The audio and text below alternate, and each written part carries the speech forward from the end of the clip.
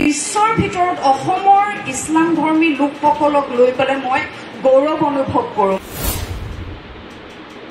আপোনালোকে নাৰীক যিটো মৰ্যাদা দিয়ে নহয়, অসমত ইছলাম ধৰ্মৰ নাৰীয়ে যিটো মৰ্যাদা পায় সেইটো সঁচাকৈ প্ৰশংসনীয়।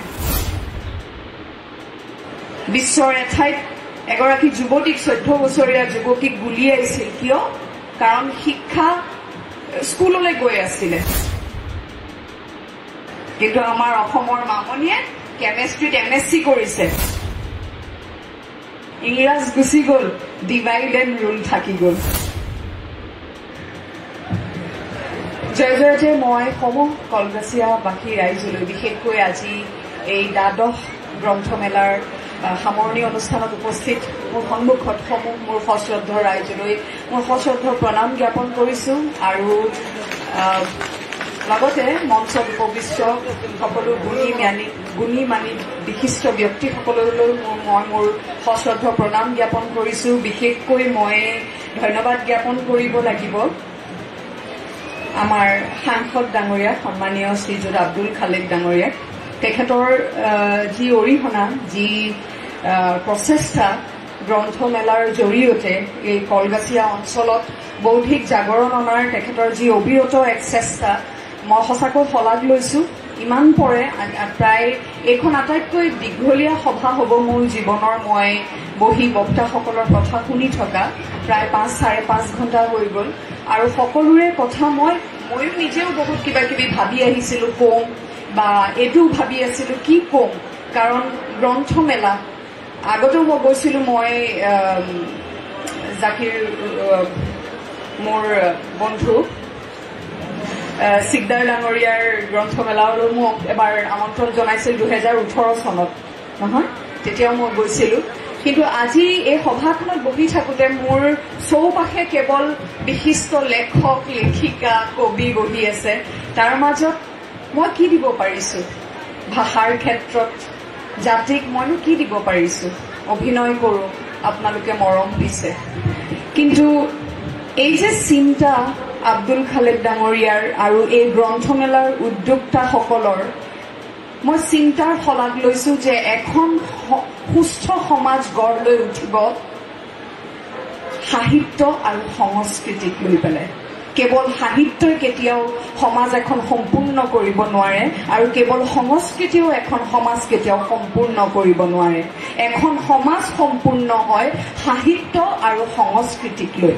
আৰু আজি মোক এই সভালৈ আমন্ত্ৰণ জনাই অনাৰ উদ্দেশ্য হয়তো সেইটোৱে যে সাহিত্য আৰু সংস্কৃতিক কেনেকৈ একেলগে লৈ আমি এখন সুস্থ সমাজ গঢ়িব পাৰোঁ। তাৰ বাবে মই উদ্যোক্তাসকলক ধন্যবাদ জ্ঞাপন কৰিছো। কোনোবাই অকণমান আগতে বিধায়ক ডাঙৰীয়া তেখেতে ক'লে বৰষাৰণী বিষয়া এগৰাকী সুবক্তা। মই নিজকে সুবক্তা বুলি নাভাবোঁ, মই এগৰাকী আৱেগিক বক্তা, অনুভৱী বক্তা। কিন্তু আজিৰ সমাজত আৱেগ আৰু অনুভূতিৰ স্থান কিমান বা কি স্থান, সেয়া সঁচাকৈ প্ৰশ্নবোধক এটা স্থান আছে জানো? আৱেগিক বা অনুভৱী মানুহৰ আজিৰ সমাজত জানো কিবা স্থান আছে? সেইটো মোৰ বাবে এটা ডাঙৰ প্ৰশ্ন হৈ পৰিছে। আৰু সেইবাবে হয়তো লাহে লাহে ক'ৰবাত মই যেন নিজকে হেৰুৱাই পেলাবলৈ চেষ্টা কৰিছো, কথা নকবলৈ চেষ্টা কৰিছো। কাৰণ মই আৱেগেৰে কথা কওঁ, মনৰ পৰা কথা কওঁ। অকণমান আগতে মই ক'ব খোজা এষাৰি বাক্য এজনে কৈ গ'ল যে আমি মানুহ হৈ কিয় থাকিব নোৱাৰো? জাতি, ধৰ্ম, বৰ্ণৰ ঊৰ্ধত উঠি আমি কেৱল মানুহ হৈ কিয় থাকিব নোৱাৰো? সেই বিষয়লৈ আহিম বাৰু, সেই বিষয়ত বৰ বহলকে নাপাতো। কিন্তু এইখিনিতে মই এটা প্ৰশ্ন কৰিব খুজিছো আপোনালোক সকলোলৈ। কিমানে কিতাপ কিনিলে? চাওঁ, হাত দাঙকচোন। কিতাপ কিমানে কিনিলে? বাহ, বঢ়িয়া। কম যদিও হাত কিন্তু মই দেখিছো কেইবাখনো, গতিকে ভাল পাইছো। কিতাপ কিনক। ছচিয়েল মিডিয়াৰ যুগত, ইণ্টাৰনেটৰ যুগত এটা সুবিধা, এটা পজিটিভ চাইড, এটা নেগেটিভ চাইড আছে যে ইণ্টাৰনেট আৰু ছচিয়েল মিডিয়াই আমাক আমাৰ হাতৰ মুঠিত এনে এক শক্তি দিছে, এনে এক মাধ্যম দিছে, যিটো মাধ্যমেৰে আমি এটা চুইচ টিপিলে পৃথিৱীৰ আনটো কোণত কি হৈ আছে, কি সৃষ্টি হৈছে, কি বেয়া কাম হৈছে, কি ভাল কাম হৈছে, আমি সকলো জানিব পাৰোঁ। কিন্তু আমি বাৰু সঁচাকৈ তাৰ সঠিক ব্যৱহাৰ কৰিছোনে?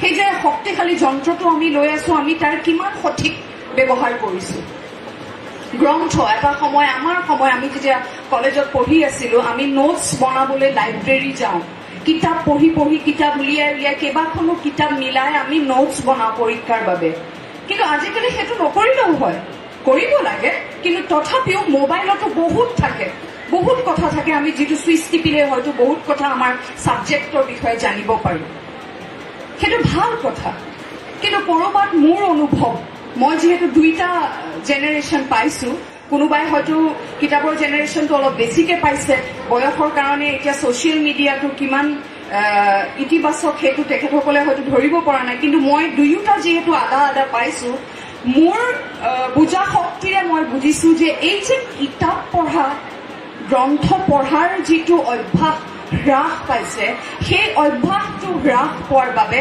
আমাৰ ধৈৰ্য শক্তি হেৰাইছে কাৰণ মই ভাবো কিতাপ পঢ়িলে এজন সুস্থ মানুহৰ লগতে সুস্থ চিন্তাৰ লগতে আমাৰ ধৈৰ্য শক্তি বঢ়ায় আমাৰ ধৈৰ্য শক্তি বৃদ্ধি কৰে যেতিয়া আমি কিতাপ পঢ়ো আৰু কিতাপ পঢ়াটো এটা অভ্যাস এতিয়াৰ প্ৰজন্মক কেৱল আমি দোষাৰোপ কৰি থাকিলেই নহব সেই অভ্যাস বাৰু আমি ৰোপণ কৰিব পাৰিছোনে অভিভাৱকসকলে সেই অভ্যাস সেই কণ শিশুসকলক কম বয়সতে ৰোপণ কৰিব পাৰিছেনে শিকাব পাৰিছেনে নে খোৱাৰ সময়তো কিয়নো অধৈৰ্য শিশুটোৱে নাখায় আৰু আমাৰ সময় নাই সেইবাবে আমি মোবাইল ফোনটোত ভিডিঅ' এটা দি পেলাই ভিডিঅ'টো দেখুৱাই আমি খুৱাইছো আমাৰ কাম আছে বাবে আমি পাকঘৰত কাম আছে বাচ্চাটো চাবলৈ কোনো নাই সেইবাবে আমি মোবাইলটো দি পেলাই আমি কাম কৰিছো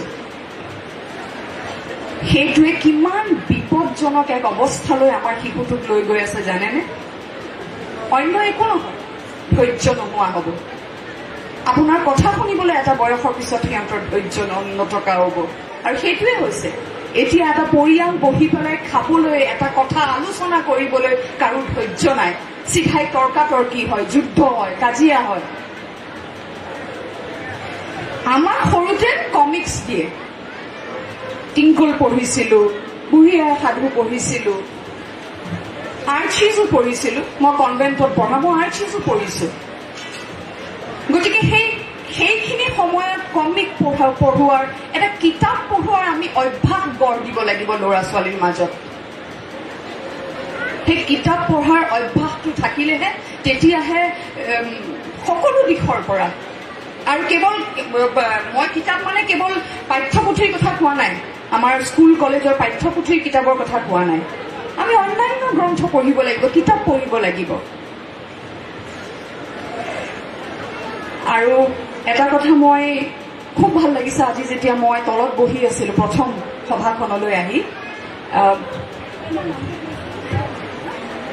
মামনি আজি এই সভাখনৰ ঘোষিকাৰ নাম হৈছে মামনি আপোনালোকৰ অঞ্চলৰে ছোৱালী কলগাছিয়া পিছ পৰি থকা বুলি নকব কলগাছিয়া পিছ পৰি থকা নাই এই মামনিক মই সুধিলো মামনিয়ে যেতিয়া ইংৰাজী হিন্দী অসমীয়া সমান্তৰালভাৱে তেওঁ কথা কৈ গৈছিলে মই মঞ্চলৈ অহাৰ পিছত মামনিক সুধিছিলো মামনি তুমি কি পঢ়ি আছা মামনিয়ে কৈছে মই আপোনাৰ সাংঘাতিক ফেন আপোনাৰ আপোনাক দেখিলে ইমান ভাল লাগে মই কৈছো মামনি তুমি কি পঢ়িছা তুমি ইমান ধুনীয়াকৈ কথাখিনি উপস্থাপন কৰিছা কি পঢ়িছা তেওঁ কৈছে মই এমএসসি কৰিছো বাইদেউ মই কৈছো কিহত কৰিছা এমএসসি কেমিষ্ট্ৰিত এমএসসি কৰিছে কলগাছিয়াৰ ছোৱালী আপোনালোকৰ ইয়াৰ ছোৱালীয়ে কেমিষ্ট্ৰিত এমএসসি কৰিছে মই আগতেও কৈছো যে গোটেই বিশ্বৰ ভিতৰত অসমৰ ইছলাম ধৰ্মী লোকসকলক লৈ পেলাই মই গৌৰৱ অনুভৱ কৰো মোৰ আগৰ ভাষণতো কৈছিলো মই গৌৰৱ অনুভৱ কৰো এই কাৰণে